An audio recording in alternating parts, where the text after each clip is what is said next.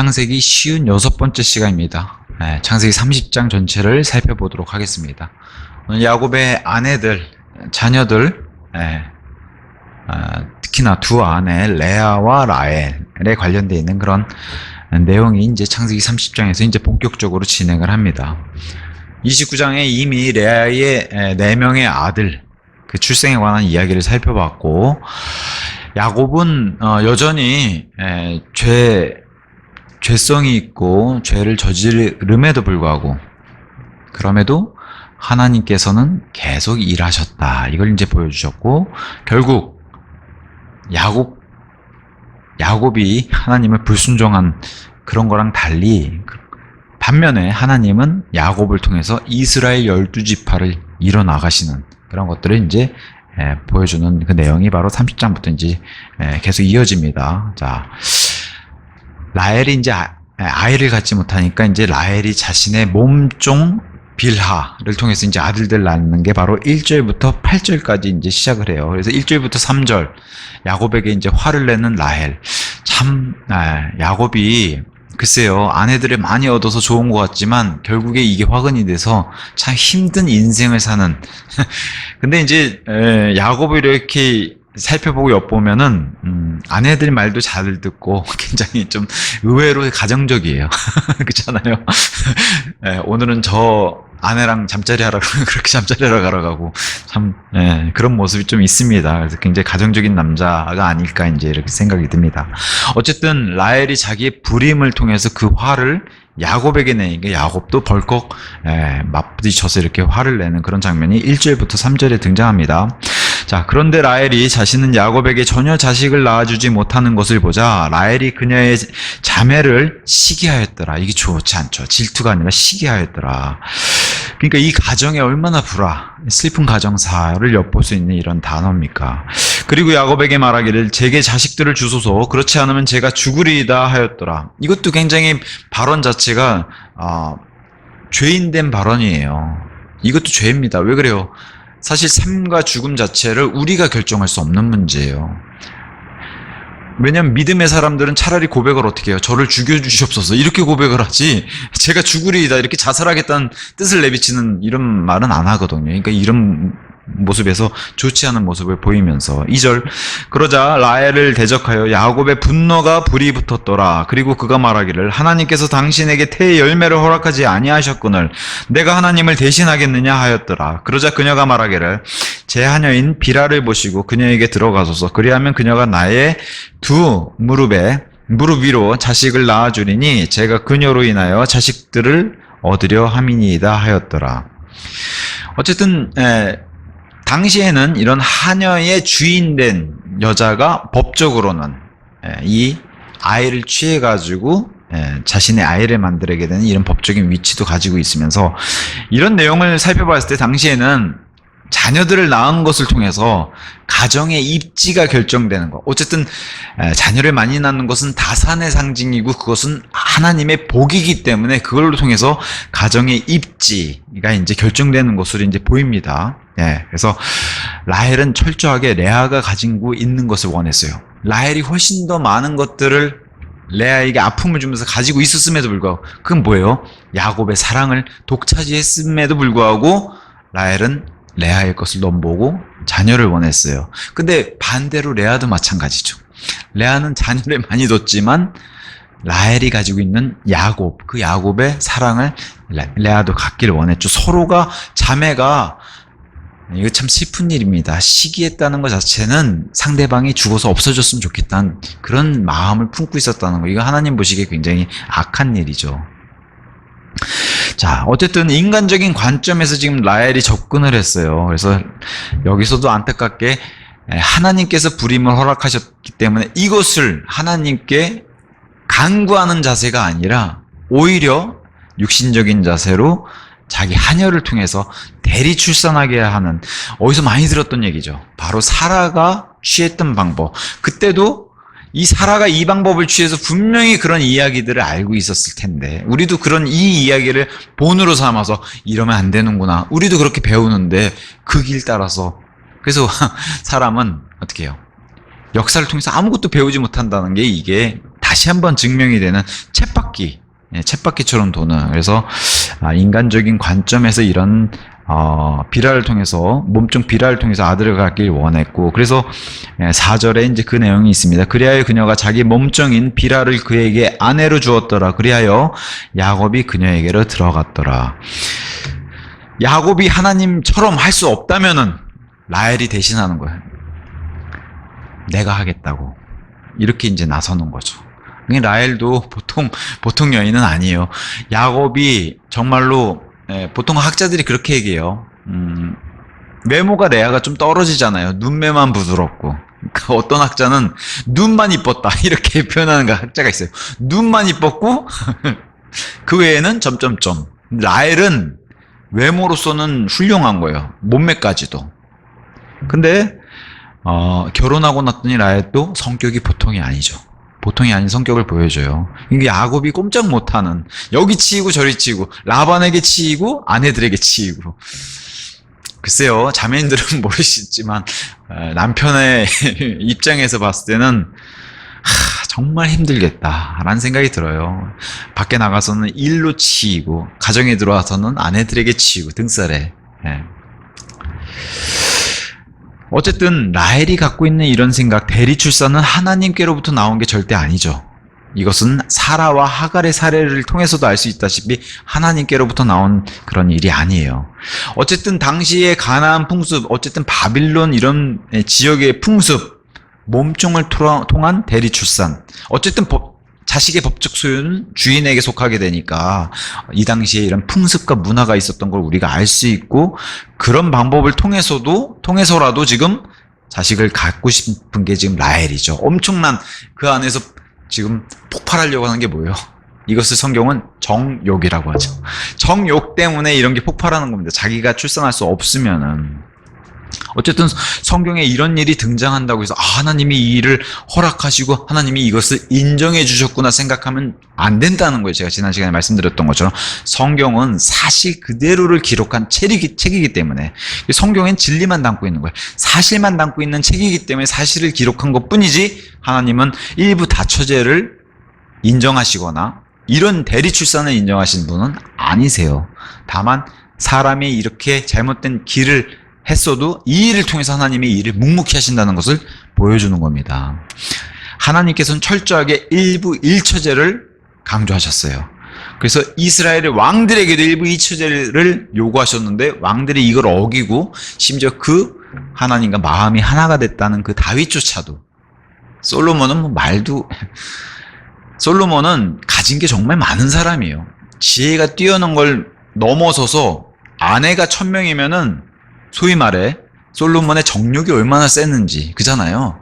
그럼에도, 그렇게 가진 게 많았음에도, 뭐냐면 남자들의 그런 어쨌든 로망이잖아요, 그런 것들. 근데 글쎄요, 지금도 뭐 나가서 아내를 1000명씩 두면 어떨 것 같아요? 뭐 입이 여기까지 찢어지신 분들도 계실지 모르겠어요. 근데 솔로몬은 그 일을 통해서 하나님을 엄청나게 대적하는, 지금도 솔로몬은 어떻게 해요? 영광스러운 그런 이름에 속하는 명예전당에 들어가지 못하잖아요. 믿음장에도 못 들어가잖아요. 안타깝게도. 그 좋은 지혜를 가지고도. 너무 안타까운 일이죠. 어쨌든 이스라엘 왕들에게도 일부 일처제, 특히나 신약교회 감독 직분, 집사의 직분, 다 어떻게 해요? 한 아내의 남편. 일부 일처제를 다 강조하는데 반드시라고 얘기해요. 왜? 아내들이 이렇게 다처제로 있으면은 이들의 창세기부터 뭘 보여줘요? 죽었으면 좋겠어. 이거잖아요. 가정 안에서 지금 여인천하를 찍고 있단 말이에요.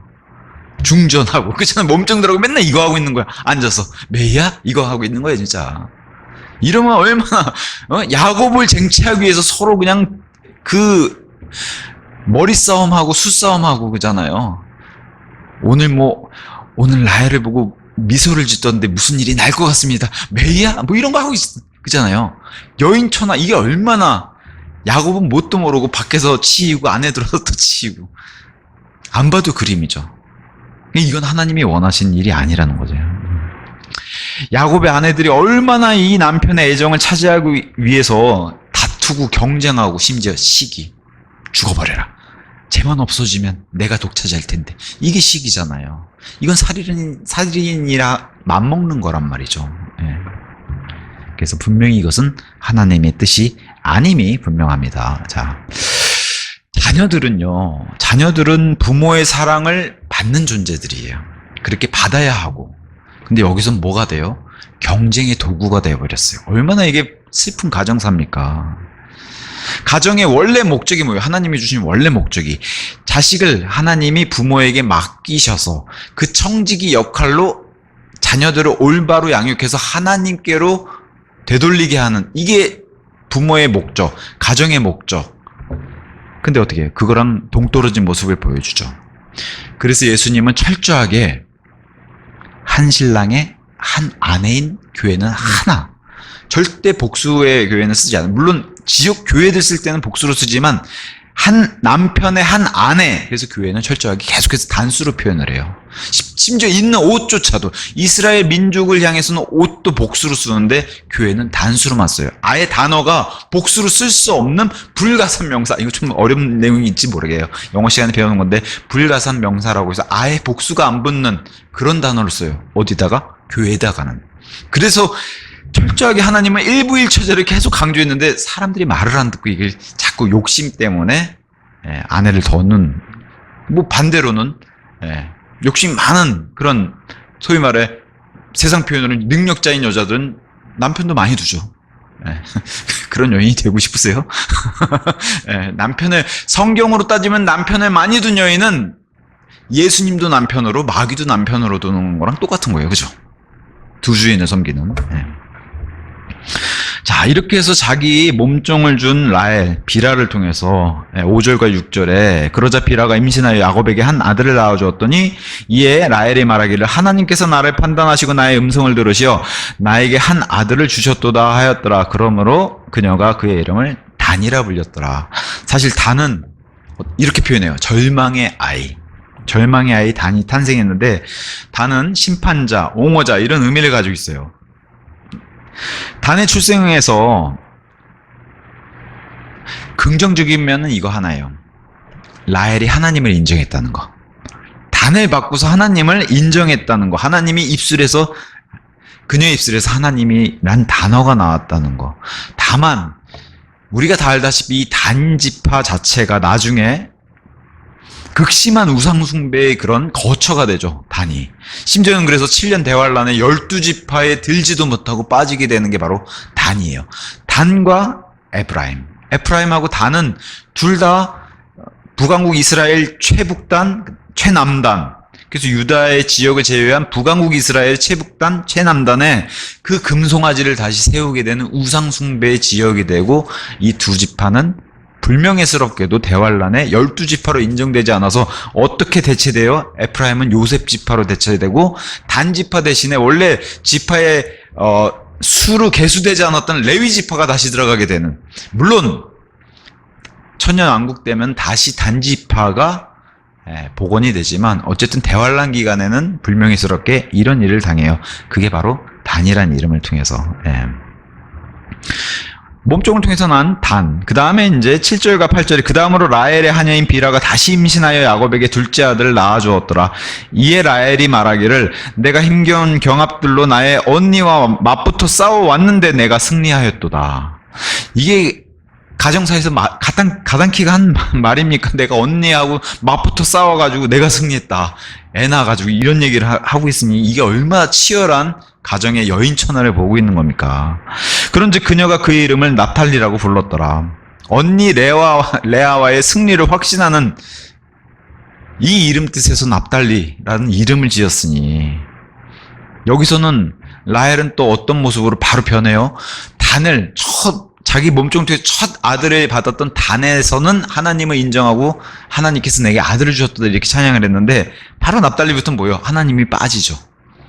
바로 빠집니다. 그래서 육신적인 승리. 내가 이겼다. 이게 뭐예요? 도대체가. 그래서 어떤 학자는 형편없는 가정의 모습이다. 이 다 야곱부터 시작해서 다 레아 라헬 형편없는 가정의 모습. 형편없는 육신적인 모습. 이런 모습만 보는 걸로 좀 안타깝다 이렇게 얘기를 합니다. 그랬더니 레아도 보통이 아니에요. 나를 이겨먹으려고 그래? 나는 뭐 몸종이 없어. 그래서 레아도 이제 열심을 냅니다. 9절에서 13절. 이게 이렇게 경쟁할 일인가 모르겠습니다만은 9절에서 13절. 레아가 자신의 출산이 멎은 것을 보자 그녀는 자신의 하녀인 질파를 데려다가 야곱에게 그녀를 아내로 주었더라. 그러자 레아의 하녀인 질파가 야곱에게 한 아들을 낳아 주었더라. 이에 레아가 말하기를 군부대가 오는도다 하였더라. 그런즉 그녀가 그의 이름을 가시라 불렀더라. 라헬의 육신적 전쟁을 걸어 나도 맞서주겠어 해서 계속 말씀드리지만 슬픈 가정사입니다. 엄청난 여인천하고요. 동생 라헬의 모습을 보면서 승부수를 띄웠어요. 레아로. 라헬의 육신적인 수준으로 자기도 레아가 얼마나 영적인 사람이었는데 유다란 이름을 만들면서 하나님을 찬양한다는 그런 사람이었는데 라헬의 육신적인 저기에 승부수를 띄운다고 같이 다운그레이드 돼버렸어요. 그래서 육신적인 레아의 모습을 여기서 보이면서 자기 스스로를 낮추는 게 여기선 좋은 게 아니에요. 자기 스스로를 등급을 떨어뜨려가지고 라헬을 대적하는 모습. 이게 엄청난 이 둘이 글쎄요. 어릴 적에 같이 커올 때는 그래도 꽤 사이가 돈독했을 텐데 남편 하나를 두고 이렇게 된 너무 안타까운 일이죠. 그래서 10절과 11절에 슬픈 실패의 아들 갓. 근데 보세요. 조롱하잖아. 레아가. 뭐라고 조종해요? 넌 1명? 2명? 고작해야? 나는 이미 4명? 2명 플러스 군부대가 오는구나. 이게 뭐야, 이 군부대가. 여기서 멈출 것 같아. 하나님이 내게 복을 계속 주실 텐데. 뭐 이런 식이잖아요, 레아는. 얼마나 라헬을 조롱하면서 기뻐하고. 이게 하루 이틀 문제가 아니에요. 이게 지금 자식들 8명 이렇게 낳고 있잖아요. 8명 낳을 정도면 이게 기간이 어느 정도겠어요. 그러니까 이 올해 이 깊숙이 박힌 엄청난 감정의 골이 굉장히 깊은 걸 보여줄 수 있죠. 근데 여기 갓의 출생을 통해서도 레아 역시도 영적인 모습보단 육신적인 모습에 가까워졌기 때문에 하나님 찬양이 있어요? 군부대가 오는도다. 그죠? 육신이 지배하고 있을 때는 하나님을 인정할 수 없는 모습들이 이렇게 나타난다는 거예요. 육신이 지배하고 있기 때문에. 유다를 낳으면서 유다 이름이 하나님이 찬양하는 건데 그 레아의 모습은 다 사라지고 레아 역시 수준이 낮아져 버렸다는 거예요. 그래서 이게 슬픈 일이 아닌가 이렇게 얘기를 합니다. 동생과 육신적인 경쟁을 하면서 동생과 너도 똑같은 X가 되는 거야. 이런 거죠. 똑같은 X가 되는 거야. 찬양을 하던 그런 영적 지위에서 본인 스스로가 육신적인 이 지위를 떨어뜨려 놨다는 거죠. 12절에서 13절 레아에게 이 아들이 끝이 아니죠. 이에 레아가 말하기를 나는 12절 그 다음으로 레아의 하녀인 질파가 둘째 아들을 야곱에게 낳아주었더라. 이에 레아가 말하기 보라. 벌써 자기가 예언됐잖아요. 군부대라고 예언을 해놓고 나는 행복하도다. 이는 딸들이 나를 복을 받은 자라 부를 것이기 때문이라 하였더라. 그런즉 그녀가 그의 이름을 아쉘이라 불렀더라. 여기 딸들이 자기의 여인 동료들이란 말이에요. 봐라. 어머, 너는 왜 이렇게 하나님의 복도 많은 애야. 이거잖아요. 딸들이 자기 옆에 있는 동료들, 자기 집안에 있는 그런 많은 여인들이 레아에게 와가지고 복도 많다. 정말 하나님이 너에게는 그냥 자식의 복을 이렇게.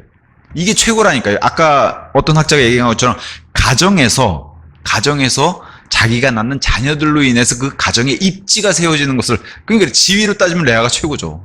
예. 즐거움의 아들이라고 표현했어요. 아우 행복해. 레아가 그렇게 얘기했습니다. 아쉘이 바로 행복이란 뜻의 의미니까요. 그래서 복을 받은 사람이라 주변에서 막 칭송하고 이러니까 일단은 하녀를 통해서 라헬가 동점. 근데 동점이 아니죠. 이미 레아에겐 4명이 더 있으니까 레아의 어깨가 얼마나 올라갔겠어요. 승리의 확신을 할 수 있는 레아. 근데 행복이란 단어는 여기선 좋은 의미로 쓰인 게 아니죠. 왜 그래요? 행복이란 단어 해피는 해프닝. 사건을 통해서 일어나는 게 행복이라는 거. 이거는 인위적으로 만들어내는 거야. 마치 진짜 행복한 것처럼 느껴질 뿐이지 진짜 행복은 아니란 거예요. 진짜 행복은 어디서 오냐? 하나님에게서 오는. 왜냐면 행복이잖아요. 복이 어디서 오는지를 찾아야 되는데, 하나님을 안 찾은 거는 이것은 정말 일시적인 이 안개와도 같은 거죠. 금방 날아가 버린다는 거예요. 하나님 안에서 기쁨과 행복을 찾아야 되는데, 육신적인 승리 안에서 도취돼가지고, 한순간 사라져버리는 이 행복을 추구하고 있어요. 레아 역시도. 신약 성경에는 행복이란 단어가 6번 등장해요. 해피란 단어가 6번 등장하는데 모두 예수님과 연관이 있어요. 그러니까 이 행복을 찾는 방법은 예수님과 연관을 지어야 된다는 거예요. 그래서 일단 진리를 아는 것이 행복한 일이다라고 요한복음이 시작해요. 그 다음에 사도 바울이 아그리파 왕 앞에서 예수 그리스도를 통한 답변을 하게 되는 것을 자기가 행복해하는 장면에서 행복이라는 단어가 두 번째 등장하고, 그 다음에 행복들은 믿음을 통해서 인내하는 걸 행복이라고 얘기해요. 내가 고통받고 비방받고 누구 때문에? 예수 그리스도 때문에. 이게 행복이라고 얘기해요. 그러니까 여기 지금 레아가 가지고 있는 행복과는 거리가 동떨어지죠. 행복이 진짜 무엇인지. 진정한 행복은 예수님을 통해서만 오는 거. 하나님을 통해서 받는 행복이 진정한 행복인데, 여기서는 자기 동생을 이긴 것에 만취해가지고 동떨어진 이 행복을 얘기하고 있다. 이제 이렇게 얘기를 합니다. 아쉘, 이름이 행복, 뜻이 행복인데 아쉘을 통해서 레아는 행복해지지 못했어요. 그게 포인트예요. 자기는 행복하다고 했더니 실상은 행복하지 못했어요. 14절에서 20절, 이제 첫째 르우벤이 이제 좀 커가지고 14절에 이제 합한채라고 하는 이 사건이 등장해. 14절에 이후에 르우벤이 밀수하게 날들에 갔다가 밭에서 합한채들을 발견하였고 그것들을 자기 어머니 레아에게 가져왔더라. 그때 라헬이 레아에게 말하기를 내가 너에게 간구하노니 너의 아들의 합한채들을 나에게 달라 하였더라. 이 합한채라고 하는 것은 영어로 맨드레이크라고 하는, 뭐 지금도 전설의 식물처럼 이렇게 알려져 있는 게 있어요.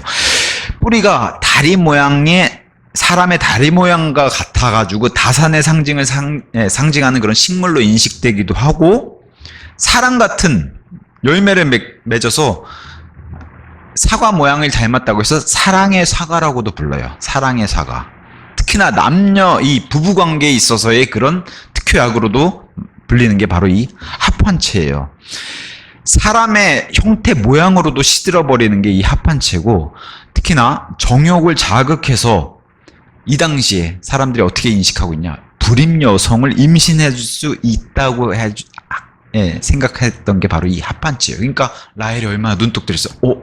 이게 르우벤에게 합한채 하나도 아니고 합한채들을 가져왔으니까 라헬이 얼마나 이것을 눈독들이고, 저것만 있으면 내가, 자 보세요. 하나님은 온데간데 없고 이제는 누구죠? 불로초를 찾았던 그 진시황처럼, 그잖아요. 영생을 찾았던 그 불로장생 하겠다는, 이것만 있으면 자기가 임신하겠다고, 임신할 수 있겠다고 생각하는 이 라헬의 수준이 얼마나 바닥을 치는지.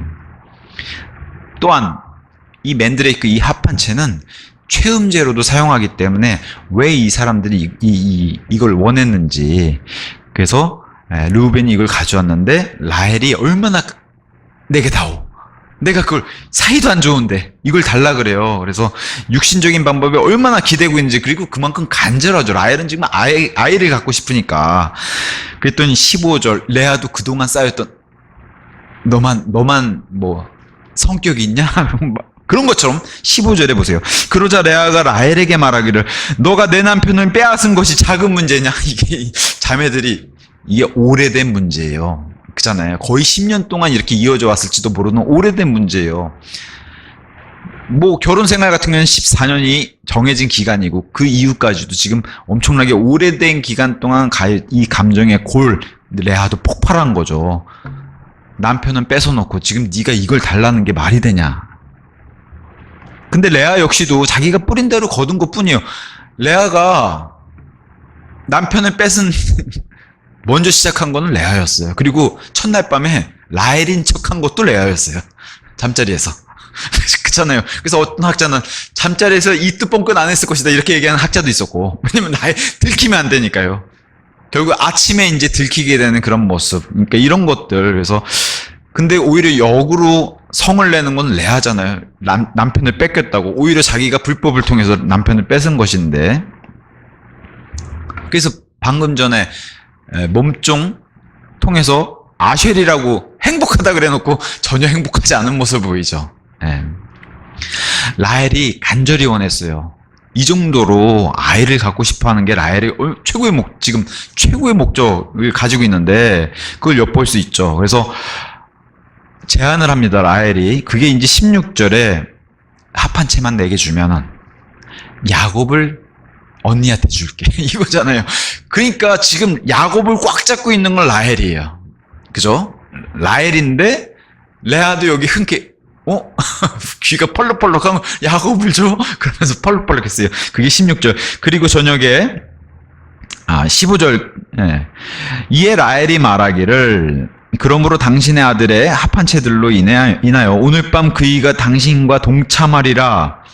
이렇게 얘기해서 제안을 했더니 16절. 그리고 저녁에 야곱이 밭에서 돌아왔는데 레아가 그를 맞이하러 나와 말하기를 당신은 제게로 꼭 들어오셔야 하나이다. 이는 제가 제 아들의 합한 채들로 값을 주고 당신을 빌렸기 때문입니다 하였더라. 이에 그날 밤 야곱이 그녀와 동침하였다. 야곱은 뭘까요 도대체?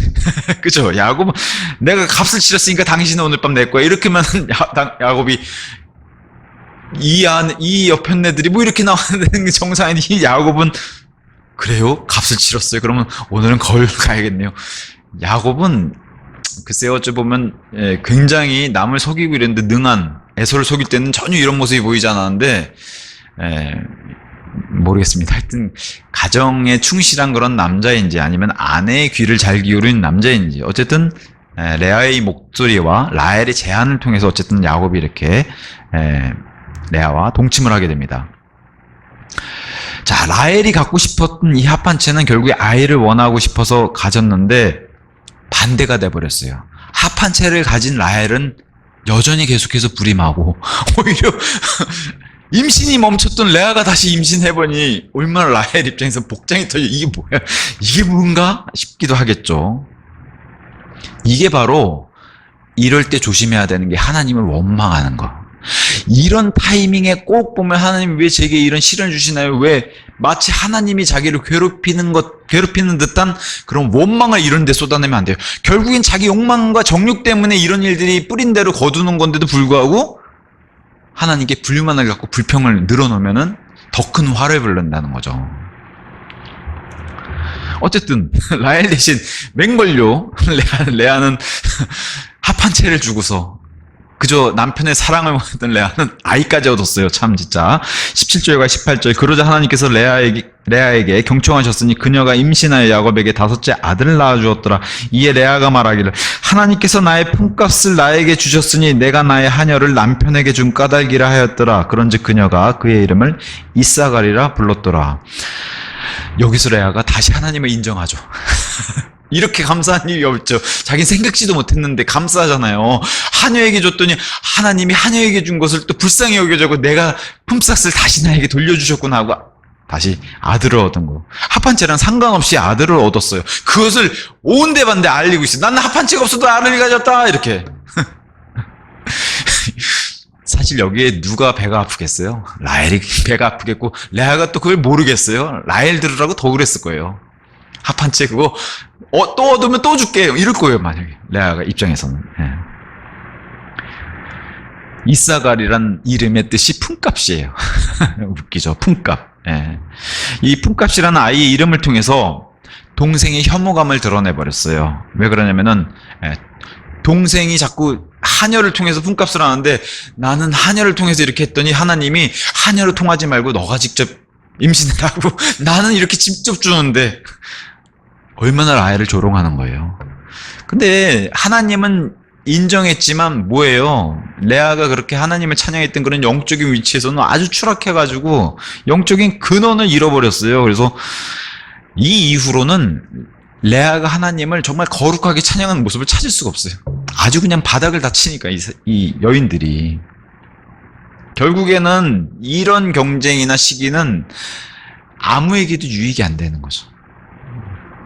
교회에도 이런 모습이 있으면 어떨까요? 자매들이 이렇게 서로를 앙숙으로 경쟁하면서 하나님이란 입술에서 하나님은 부르는데 아무에게도 유익이 안 되고 교회 전체에게도 악영향을 미칠 거예요. 그게 빌립보 교회에 이런 일이 터진 것을 우리가 볼 수 있죠. 자, 19절에서 20절. 다음으로 레아가, 참 라헬은 복장이 정말 여기가 끝인 줄 알았는데 땅속을 파고 들어가는 느낌일 거예요. 여기가 바닥인 줄 알았는데 지하까지 내려가는 느낌. 19절. 다음으로 레아가 다시 임신하여 야곱에게 6째 아들을 낳아주었더라. 이에 레아가 말하기를 하나님께서 나에게 좋은 지참금을 내려주셨도다. 내가 그에게 6명의 아들을 낳아주었으므로 이제 내 남편이 나와 함께 거하리라 하였더라. 그런즉 그녀가 그의 이름을 스불룬이라 불렀더라. 6번째 아들, 욕망의 아들 스불룬. 야곱이 자기가 함께 거하길 바라는 그 스불론의 탄생을 여기서 드러내면서 야곱과의 연합. 글쎄요, 레아가 가진 무기는 많은 자녀들이에요. 야곱의 씨를 가진 많은 자녀들. 그래서 야곱과의 연합을 다시 기대하면서, 원래 4명의 아들 유다를 낳기 전에 이제는 나를 사랑해 주겠지 하면서 이제 그런 아이들의 이름을 만들었는데, 6번째 아들 역시 이제는 야곱이 내 편에 설 거야 라고 이제 기대를 했는데, 이 기대만큼 실망도 큰 편이죠. 야곱은 레아에게 기대지 않았어요. 다만 이 스불론이라는 아들을 통해서 나중에 스불론 지파, 하나님께서는 어떤 학자가 이렇게 표현했어요. 레아의 허기진 이 갈망을 하나님이 잊지 않으시고 생각하셔서 이 땅에 예수님이 오셨을 때 이 스불론 땅에 거하셨다는 거예요. 이 스불론의 이름처럼 거함이라는 그 이름의 뜻으로, 왜냐하면 이 스불론의 땅, 거기에 유명한 도시가 바로 나사렛이에요. 나사렛. 그게 스불론 땅이, 스불론 지파가 가지고 있는 땅이라서 거기에 아마 레아를 생각하셔서 하나님, 예수님이 거기 거하시지 않았을까 이렇게 얘기를 합니다. 그러면서 아들들 얘기로 끝나는 게 아니라 21절, 이 레아의 마지막 7번째 아이, 여긴 딸입니다. 그리고 그 후에 그녀가 한 딸을 낳았으니 그녀의 이름을 디나라 불렀더라. 이 디나는 나중에 굉장한 사건이 터질 것을 여기서 암시를 하죠. 그래서 마지막 아이 디나, 이렇게 해서 이제 레아의 아이들은 끝나게 됩니다. 조용하고 위험 있는 딸 디나. 다른 딸들도 많아요. 창세기 37장 35절, 46장 7절에 보면 딸들이 많은데도 유일하게 이름이 기록된 것은 디나입니다. 디나만 이름이 언급돼요. 그래서 디나는 단처럼 비슷한 뜻을 가지고 있는데, 디나는 판단, 재판관, 변호자, 이런 의미를 가지고 있는 게 바로 디나예요. 그래서 7번째 레아의 아이이면서 마지막 아이. 그 다음에 레아는 더 이상 자녀가 언급이 없습니다. 여기가 끝인 걸로 이제 보여집니다. 자, 드디어 기다린 만큼 레아에겐 7번째 딸, 종들이 각각 2명씩 해서 4명이 낳았어요. 라헬은 그동안 1명도 못 낳고, 기간은 이게 뭐 단순히 1, 2년 된 문제가 아니잖아요. 그 오랜 시간 동안 마음고생하면서 라헬이 기다렸는데 드디어 이제 우리가 알고 있는 요셉이란 아이, 헌신의 아이 요셉이 탄생하는 게 바로 22절에서 24절입니다. 얼마나 기뻤을까요?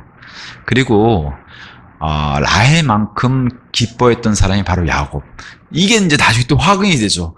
우리 아들들 다 냅두고 또 요셉만 이뻐한다고 이 아들들도 또 질투가 아니라 시기가 폭발해서 또 요셉을 죽이려고 하는 그런 일들이 또 벌어지게 되는 거죠. 자, 22절.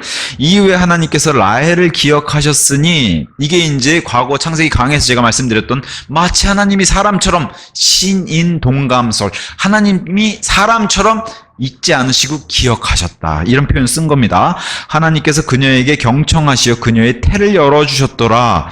그리하여 그녀가 임신하였고 한 아들을 낳은 후에 말하기를 하나님께서 나의 치욕을 제거하여 주셨도다. 얼마나 오랜 기간 치욕이에요.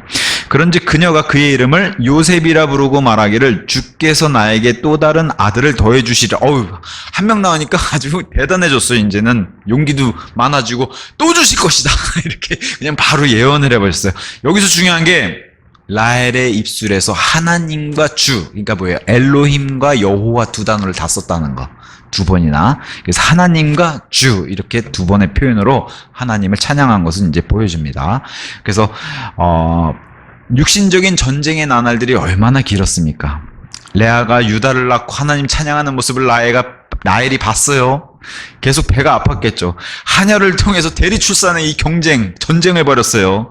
합한채를 두고 협상까지 했는데 오히려 합한채 효과는 자기는 못 보고, 레아는 오히려 합한채 없이도 또 2명을 더 낳게 되는 이런 일들을 다 쭉 겪으면서도 이 뭐랄까요, 어떻게 해요? 본인은 참아야죠. 그 고된 시간들, 또 인내의 시간들. 근데 그러면서 라헬이 조금씩 성장해서 어디로 가요? 하나님의 고지로 향했다는 거를 이제 성경이 보여줘요. 그래서 요셉의 출생을 통해서 라헬이 믿음의 높은 장소에 올라가게 돼. 그동안은 진짜 이 언니랑 다투면서 얼마나 진짜 육신적인 모습을 보였는데, 이제는 여호와 하나님과 엘로힘 하나님 찬양하는, 그러니까 엘로힘이라고 하는 단어에 쓴 그 목적은 뭐예요? 창조하신 그 하나님을 찬양했고, 여호와 하나님은 나와 상관하신 하나님, 특히나 이스라엘과 상관하시는 사람에게 관심을 두신 하나님, 이런 문맥을 통해서 하나님을 찬양한 그 라헬. 그래서 주께서 나에게 또 다른 아들을 더해 주시라. 이제 나의 시대가 왔구나, 라헬이 이제. 근데 이 말씀, 어찌 보면 이 예언에 하나님이 응답해 주시죠. 바로 또 다른 아들인 베냐민을 주시게 되니까요. 자, 여기까지 이제 일단은 일단락으로 이제 야곱의 아들들, 나머지 마지막 아들 베냐민만 놔두고서 여기서 이제 아들들의 일종의 이제 전쟁이 끝나게 되는 것을 보여주면서 25절에서 43절에서는 야곱과 라반이 협상을 보여주면서 야곱이 이제 자신의 품삯, 그다음에 다시 가나안 땅으로 돌아가게 되는 여건을 만들게 되는 그 배경이 되는 것을 보여줍니다. 25절. 그리고 라헬이 요셉을 낳았을 때 이러한 일이 있었으니 야곱이 라반에게 이같이 말하였더라. 제가 제 본고장으로 제 곧 고향으로 갈 수 있도록 저를 돌려보내주소. 근데 이 사건의 발단이 뭐예요? 요셉을 낳아서. 그러니까 뭔가 큰 변화가 있어요. 요셉을 낳고 나서 하나님이 움직이셨던, 아니면 이들에게 큰 변화가 있었던, 어쨌든 요셉의 탄생과 함께 야곱에게 변화가 있었어요. 약속의 땅으로 돌아가야겠다는 확신이 여기서 이제 생긴 겁니다. 그래서 26절과 27절 라반의 간증이 이렇게 됩니다. 제가 제 아내들과 제 자식들을 위하여 당신을 섬겨왔으므로 제게 이들을 주시고 저를 가게 하소서. 이는 당신께서 제가 당신께 행한 저의 섬김을 아시기 때문입니다. 야곱이 이렇게 얘기하니까 그러자 라반이 그에게 말하기를, 내가 너에게 간구하노니 내가 너의 두 눈에 호의를 입었다면 머무르라. 막아요. 일단 이는 너로 인하여 주께서 나에게 복을 주신 것을 내가 경험으로 배웠기 때문이라. 너를 옆에다 두니까 내가 주님의 나까지도 복을 받는다. 이 간증을 라반이 했죠. 너로 인하여 주께서 나에게 복을 주신 것을 내가 경험으로 배웠다. 사실 저와 여러분 같은 그리스도인들도 이런 간증을 주변에서 들어야 돼요. 내가 너 때문에 나도 하나님의 영적인 복을 받았고, 내가 너 때문에 복음을 전달해서 나도 구원받았고, 이래야 되는데. 예. 이런 간증을 우리 역시도 갖게 되면 얼마나 좋을까요? 예. 아브라함의 복이 이랬거든요. 아브라함이 가는 곳마다 복을 전달해 주는 그런 사람이 됐고, 그래서 복음의 복이 우리를 통해서 전달이 된다면 좋은 일이죠. 이렇게 야곱처럼. 라반은 이 야곱의 계획을 거절을 해요. 27절, 28절. 자신에게 머물러라는 이 한마디를 먼저 하면서 28절. 이어서 그가 말하기를, 나에게 너의 품삯을 정하라. 그리하면 내가 그것을 주겠노라 하였더라. 내가 돈을 더 줄 테니까 일단 가는 거는 막았어요. 라반은 지금 자신의 친족, 자신의 조카, 이런 거라기보다는 자신의 욕망과 자신의 재물을 축적하기 위해서 야곱 역시도 도구로 사용하는 그런 것에 불과한 것으로 고용하는 이런 인물로 등장을 합니다. 근데 야곱 역시도 뿌린 대로 거둔다고 과거에 누구를 이렇게 대했어요? 에서 형을 이렇게 대했어요. 그렇잖아요. 자기의 형 에서 기껏해야 뭐 나보다 좀 빠르게 나온 그 정도라고 생각했던 게 에서를 대했던 모습이고, 야곱이 에서를 어떻게 대했어요? 친족으로 형으로 인정하지 않고 자신의 욕망을 위해서 장자권 이런 걸 통해서 고용하고 던져버린 도구로 똑같이 야곱이 에서를 대했거든요. 근데 라반에게 똑같이 당하고 있는 거예요. 그래서 사람이 무엇을 뿌리든지 그것대로 거둘 것이라고 하는 이 말씀이 여전히 이제 하나님 법칙이 여기서 적용되는 겁니다. 근데 야곱이 이제 제안을 해요. 29절에서 33절에. 그러자 야곱이 그에게 이같이 말하였더라. 제가 어떻게 당신을 섬겨왔으며 어떻게 당신의 가축들이 저와 함께 있었는지 당신께서 아시나이다. 이는 제가 오기 전엔 당신께서 가지신 것이 적었는데 제가 오니까 이렇게 막 재물이 불어난 거 아닙니까? 그것이 이제는 많은 수로 증가되었기 때문이다. 그런즉 제가 온 이래로 주께서 당신에게 복을 주셨나이다. 그런데 이제 제 소유의 집을 또한 언제 제가 장만하겠나이까. 이런 식으로 계속 가서 저는 재물을 언제 얻고 언제 이런 식으로 얘기를 하는 거죠. 그러자 그가 말하기를 내가 너에게 무엇을 주랴. 근데 라반은 이렇게 떠나간다니까 그럼 내가 품삯을 더 올려줄게 이렇게 얘기하는 건데 하였더라. 이에 야곱이 이같이 말하였더라. 당신께서는 제게 어떤 것도 주지 마소서. 만일 당신께서 저를 위해 이 일을 행하신다면 제가 다시 당신의 양떼를 먹이고 지키겠나이다. 제가 오늘 당신의 양떼 전체를 두루다니면서 이제 제안을 해요. 야곱의 제안은 뭐냐? 얼룩무리 양, 점박이, 그 다음에 갈색 양. 지금 멀쩡한 양들, 염소 사이에서 이런 것들이 태어난다면 이제 이런 것들은 저에게 주십시오. 다 많은 이런 가축들이니까 이런 것들은 희생물로 못 쓰거든. 희생제물로. 이런 가축들은 다 제 걸로 주시고 하얗고 점도 없고 얼룩도 없는 건 다 삼촌 걸로, 원래 삼촌 거니까 그렇게 가져가시고 해서 이런 식으로 야곱이 제안을 해요. 그러면 삼촌 입장에서는 아니 멀쩡한, 왜냐면 인식 자체가 물론 가끔씩 이런 것들이 튀어나와요. 얼룩무늬. 그럼 그런 것들은 품종이 안 좋은 걸로 분리를 하지 이런 것들을 야곱이 원한다고 하니까, 그리고 많이 태어나지도 않는데 그래? 야곱의 제안에 솔깃하죠. 그래서 라반의 품삯은 자기가 거절을 하면서 야곱의 품삯은 뭐예요? 내가 얼룩무늬, 점박이, 그 다음에 갈색 이런 가축들을 내가 가져가겠습니다. 야반이 이거 분명히 이상한 일이에요. 이상하게 생각했는데 야곱은 뭐예요? 내가 다시 0에서 다시 시작할 거다. 무에서 다시 시작할 건데 야곱은 그렇게 시작을 하고, 양은 우리가 알다시피 다 흰색, 털이 더러워진 거 말고 양은 원래 우리가 상식적으로 알다시피 흰색이잖아요. 염소는 검은색이고, 양과 염소가 얼룩무늬 갈색으로 나오는 게 굉장히 드문 일인데, 이것을 통해서 야곱의 손을 통해서 하나님께서 야곱에게, 이 라반에게 예상치 못한 방법으로 야곱의 재물, 이 가축들을 또 재물들을 불려주는 이런 복을 주시기를 하신 것을 우리가 알 수가 있죠. 그래서 만약에 야곱이 내가 멀쩡한 흰색 양이라든가 얼룩무늬가 아닌 이런 염소들을 내가 가진다면 나를 도둑으로 여기십시오. 이렇게 해요. 네. 그래서 이렇게 간주하라고. 그랬더니 라반이 이거 함정이, 왜냐면 라반도 비상한 사람이거든요. 함정이 분명히 있는데 이런 장기에는 라반조차도 알아챌 수 없었다. 그쵸? 왜냐면 야곱도 라반 밑에서 라반을 이제 다 파악한 거죠. 그러니까 어찌 보면 야곱이 한 수도 높은 그런 수를 꾀한 거죠. 33절이 계속 맴돌았어요. 33절 뭐라고 맴돌았냐? 그렇게 하여 제 품삯에 관한 일이 당신의 면전에 있을 때 장차 제 의가 저를 위하여 답변하리이다. 이게 무슨 말이지? 제 의가, 제가 옳았다는 게 답변하리이다. 염소들 중에 얼룩무늬가 없고 점박이가 아니면 양들 중에서 갈색이 아닌 모든 것마다 저에 의하여 도둑맞은 것으로 간주되리이다. 제가 이런 거 훔쳤다면 저를 도둑놈 취급하시고 제 의가 저를 위해서 답변할 겁니다. 이런 게 맴도는데 이게 도대체 무슨 상황이지? 왜 저놈은 이상한 걸 요구하지? 야곱은 목자가 됐잖아요. 여기 와서 목자로 지내는 동안에, 이 목자로 섬기는 동안 지식을 터득한 걸 여기서 라반에게 역으로 이제 쓰려고 그런 거고, 이를 통해서 재물의 부까지도 축적하려고 했던 게 이게 이제 야곱의 계획이죠. 영적인 의미로도 굉장히 중요한 의미를 가지고 있어요. 왜냐면 야곱도 목자고 우리 주님도 목자시기 때문에. 그래서 여기 얼룩과 갈색, 점과 흠, 이거 다 가축들만 해당하는 게 아니라 죄인들을 상징하죠. 온전치 못한 얼룩, 갈색, 점과 흠, 다 죄인들을 상징해요. 그래서 예수님은 의인이 아닌 죄인들을 불러서, 깨끗한 양들 이런 거 아니라 점도 많고 흠도 많은 이런 죄인들을 불러서 회개하게 하려고 오셨다. 이게 이제 참목자의 모습이고, 점과 흠이 많은 죄인들을 위해서 자신의 목숨을 내어주신 참목자, 이게 우리 예수님이에요. 야곱이 얼룩과 점 있는 가축들을 받아들였잖아요. 나는 이것만 가지겠습니다 했잖아요. 주님께서는 의인이 아니라 죄 있는 자들을 받아주신다. 네, 그렇게 이제 영적인 의미도 들어있습니다. 그리고 양들 중에서 갈색이 아닌 모든 것,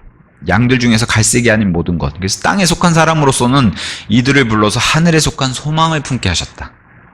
중요한 의미죠. 땅에 속한 자들을 불러서 하늘의 소망을 주게 하셨다. 저 여러분도 이런 존재고요. 염소들 중에서 점박이며 얼룩무늬가 있는 것, 다 죄로 물든 이 죄인들이라는 거예요. 그래서 하나님께 희생제물로 드리기에 적합하지 않죠. 염소들, 이 얼룩무늬, 점박이 이건 못 드려요. 율법으로도. 이런 거 가져오면 안 돼요. 여기서 누가 쭉 해서 홀로 영광 받으세요? 흠없고 점없는 하나님의 어린 양 예수 그리스도. 이분만을 통해서 거룩하신 하나님께 나아갈 수 있다. 이분만 바쳐야 되는 거예요. 이걸 보여주죠. 이런. 가축은 야곱의 의를 입증해 준다고 했어요.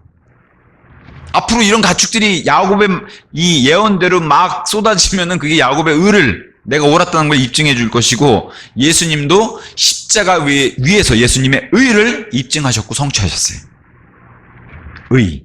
야곱의 의, 예수님의 의, 그 예표가 여기서도 이제 드러나게 됩니다. 그래서 예수님의 의에 대해서 시편 98편 2절에 이런 말씀이 있습니다. 98편 2절 제가 읽어드릴게요. 98편 2절에 주께서는 자신의 구원이 알려지게 하셨도다. 그분께서 자신의 의를 이교도들의 목전에서 드러나게 보이셨도다. 자신의 의. 야곱의 의도 입증되고 예수님의 의도 입증되는 겁니다. 그래서 라반이 34절에서 36절 야곱의 양떼들을 분리시켜요. 아들들을 시켜서 어떻게 분리시키냐? 지금 야곱이 말한 것처럼 라반이 말하기를 34절 보라 나는 그 일이 너의 말대로 되기를 바라노라. 실제로는 바라지 않으면서 자 35절 그러고 나서 그가 그날에 둥근 태 무늬가 있고 점박이인 순염소과 얼룩무늬가 있는 점박이인 암염소들을 모두 옮겼고 그 안에 일부만 흰색을 띤 모든 것 각각 옮겼으며 양들 중에 갈색인 모든 것을 옮겼으니 그것들을 그의 아들들의 손에 주었더라.